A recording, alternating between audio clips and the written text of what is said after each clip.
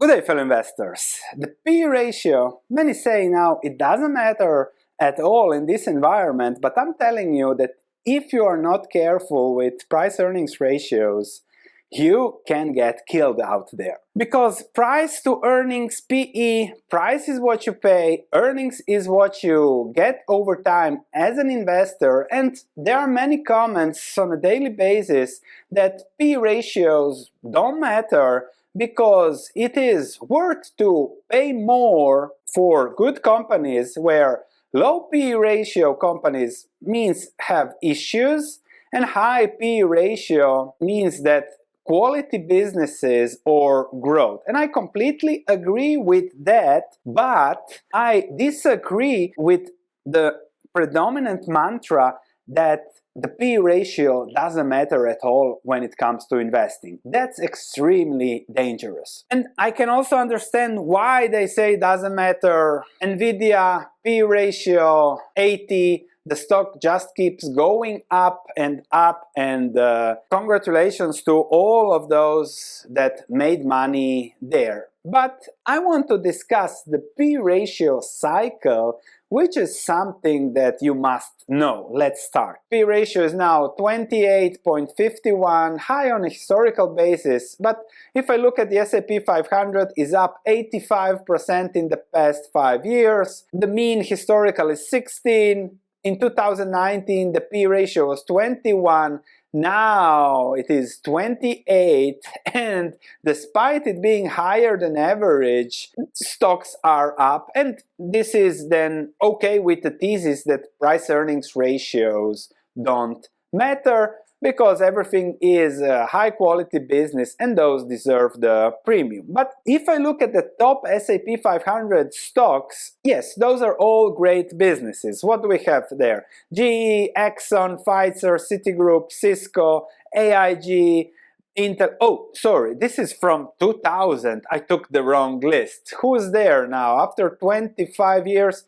Oh, look, only Microsoft is there. These are all new companies. But yes, anyway, apart from the joke there, these are all great businesses. And yes, those businesses deserve a great P ratio because of the quality. However, let's look at the Shiller P ratio, the cyclically adjusted P ratio that takes into account 10 years of average earnings, and you can see here the cycles better. It smoothens out this craziness with recessions, etc. Let me show you the P ratio cycles, and then you will see how dangerous it is not to watch the P ratio. First cycle, 30 years, late 1800s, from 11 to 23 was the P ratio expansion, from 11 to 23.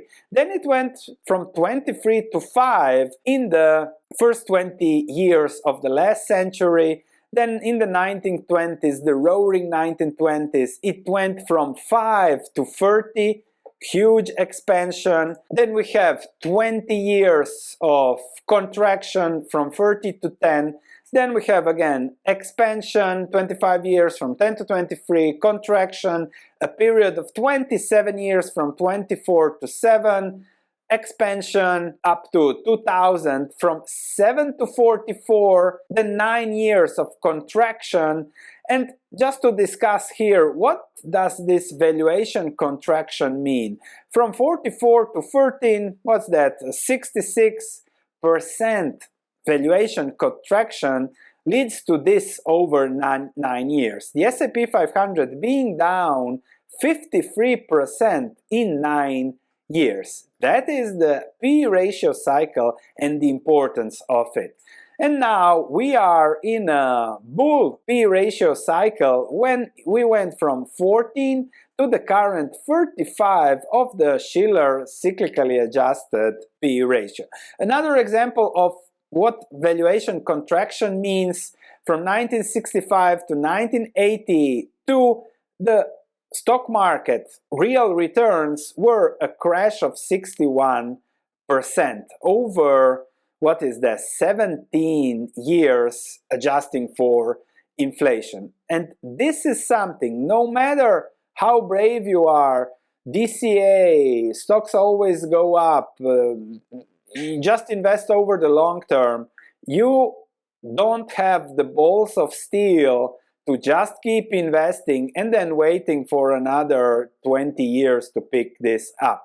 Because maybe just 0.1% of you does have that, the others get killed here as the P ratio cycle reverts. Of course, now everything is positive. And why am I discussing this? Because when that happened, 2000 to 2002, I just started investing, and everyone was panicking when it came to stock. The market, the S&P 500 crashed 50%, other markets even more, and everyone was, ooh, stocks. Everyone wanted to be away from stocks, which is the polar opposite of what's going on now. Then I started investing, did well, and then again, 2009 to 2014, 15, everyone was revolted by stocks because we have had this huge cycle of negative returns. Okay, now it's logical, everyone loves stocks and stock inflows are at the highest historical levels, but understand the cycle, because there is always this cycle. It's impossible to predict, will it be 15, will it be 30 years, will it be down, up, but you can, let's say, in your investing life, you catch two cycles. So now, most likely, given the age of my viewers here, you have caught 15 years of a great cycle. Maybe it will last another 10, maybe it will last another year, but you have to expect that this will change and there will be a bad cycle. When the bad cycle happens, you need to be invested, and the answer on what to do now is, well, let's go to Buffett. What's Buffett doing? Buffett has now $200 billion in cash invested in US Treasuries at 5.3%. Warren Buffett is going to cash, of course. He is too big to look for those small investments around, but you have to have a portfolio that's anti-fragile, so that if the P ratio reverts and we are going into a negative cycle, inflation, stagflation, rising interest rates, global competition, etc., that we'll all discuss in some future videos, that you still do okay. Those that are invested in those P ratio 40, 80 companies will get smashed. And that is the risk and reward. You can check my research platform, 21-day money-back guarantee, for a part of an answer or my way of answering the risk and reward of the P ratio cycle. Check that out, link in the description below. This is another risk. If we look at the driver of returns, if we go for the dividend yield of the market, it's 1.29%. And if we just look for answers, Berkshire is doing, let's say, 5% now on the market cap, plus 2-3% growth, which is already better. And you have Warren Buffett's $200 billion put option to, let's say, protect yourself. So I think the answer is in the mindset. Not stocks go up, stocks go down, but I want to reach my goals no matter what, and that the driver of returns are business earnings. And then you start, always build your portfolio in a way that those business earnings is what delivers the returns. Dividends, higher dividends, stable businesses, no matter what happens, those businesses keep delivering. Cyclicals at the wrong time, cyclicals at the right time. And then you just know that you will compound over the next decade. That's what also I try to do. I'm a little bit more flexible than Buffett, so I think it will work well. I hope for the population that the cycle, positive cycle, lasts longer, but perhaps for me it would be better that it turns tomorrow. Time will tell. Check what I do. I'll see you in the next video.